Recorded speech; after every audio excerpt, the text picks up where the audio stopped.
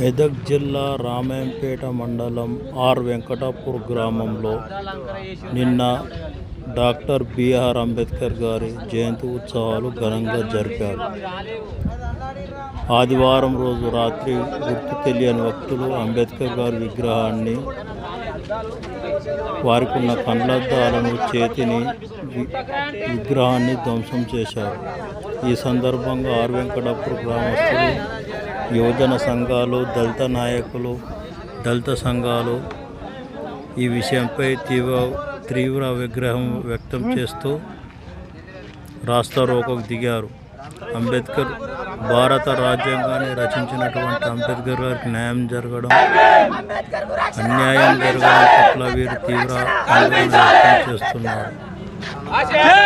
అంబేద్కర్ గారికి న్యాయం జరిగే వరకు ఇక్కడి నుంచి కదిలేది లేదని రోడ్డుపై బైఠాయించి యువకులు,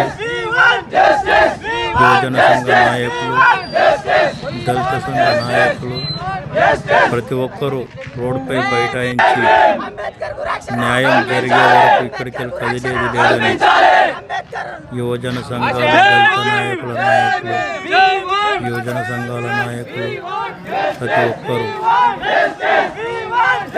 న్యాయం జరిగే వరకు పోరాటం చేస్తామని